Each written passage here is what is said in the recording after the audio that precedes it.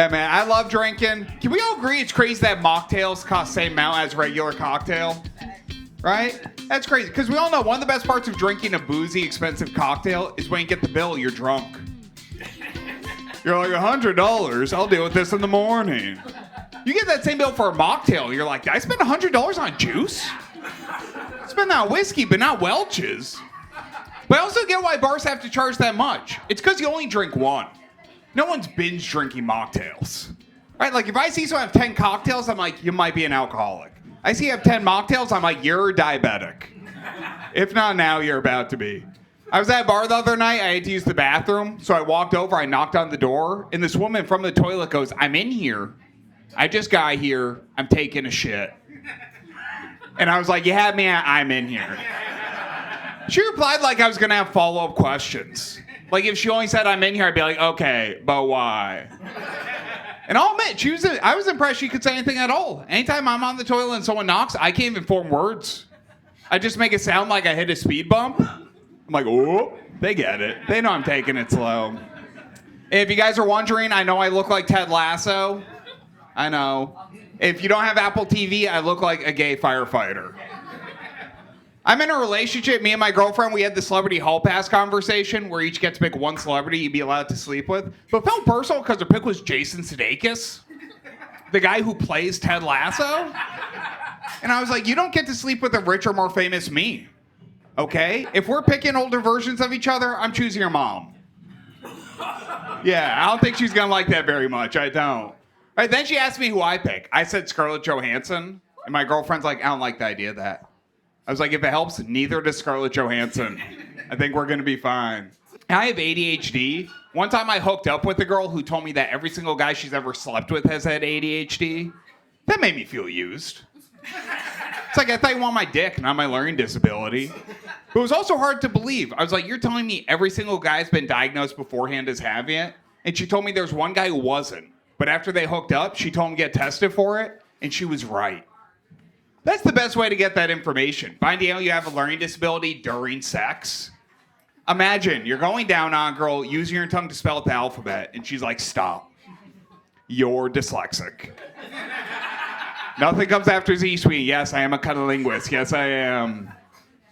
But yeah, man, I've been trying to stay in shape. I'm trying to stay in shape. I've been having trouble, though. I think it's because I'm in a relationship now.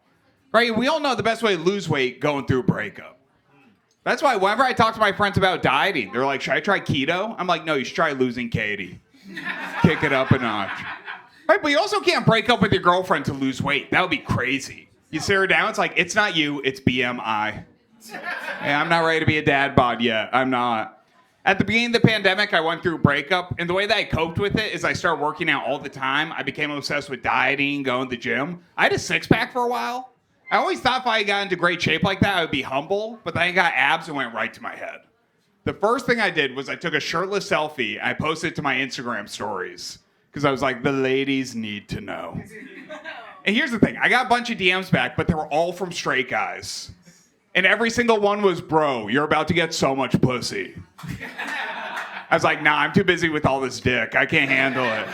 Right, posting a thirst trap and only having straight dudes respond, it felt like I went fishing and caught another fisherman.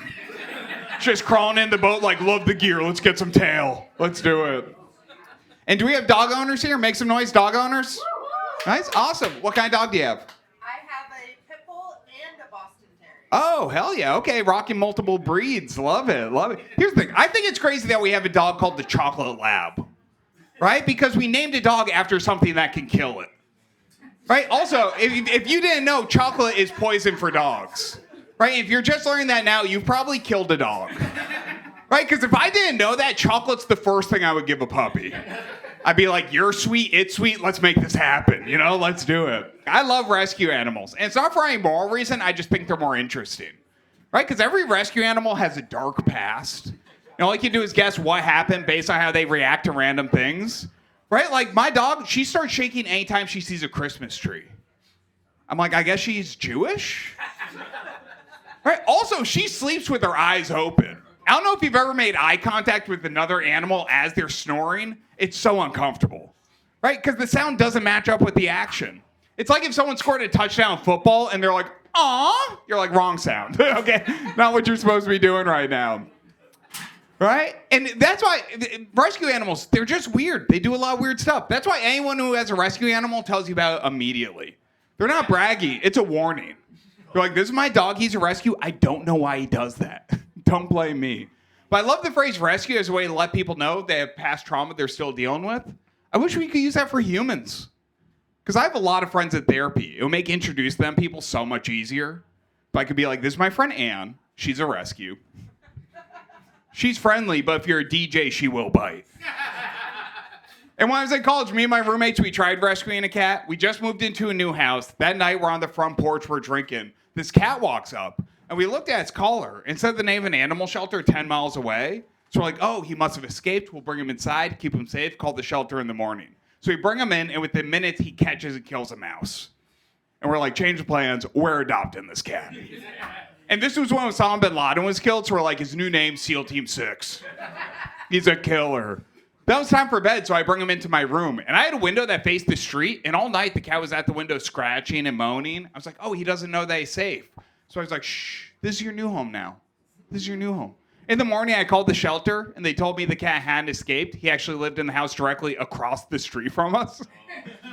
So we thought we rescued him, but really we just kidnapped it.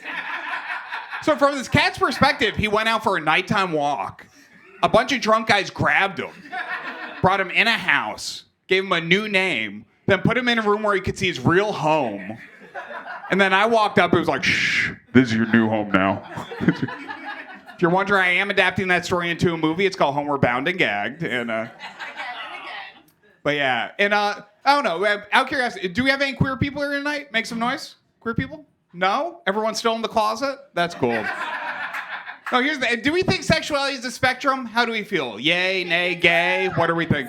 It's a spectrum? Yeah, I agree. Because here's the thing. I'm straight. I don't have sex with another man. But anytime a gay guy hits on me, I'm like, stop it. So bad. I love the attention. I think it's because gay guys hit on me the way that I wish women would. Right? Because when women flirt, it's very coy. They send a lot of signals. It's hard to know if they're flirting or being friendly. But gay men will be very direct. I once had a guy go, hey, daddy, can I blow you in the bathroom? And I was like, stop it. Then I had to be like, no, thank you. But you tell that girl to ask me that? Okay. Okay, you got excited about that. No, but I will admit this. I'll leave on this. I am jealous that straight women can experiment with their sexuality. Right? Because straight guys, we can't do that. Right? We can't experiment with it. Right? Because I once met a girl. She told me she knows she's straight because she went down on another woman and wasn't into it. I was like, that makes perfect sense. A guy could never tell that same story. If one of your bros said he's straight because he blew a guy and wasn't into it, I wouldn't be upset, but I'd be like, dude, that's gay. He's like, no, I sucked a dick, but I didn't like it. It's like, yeah, most people don't. They just do it because they're really nice.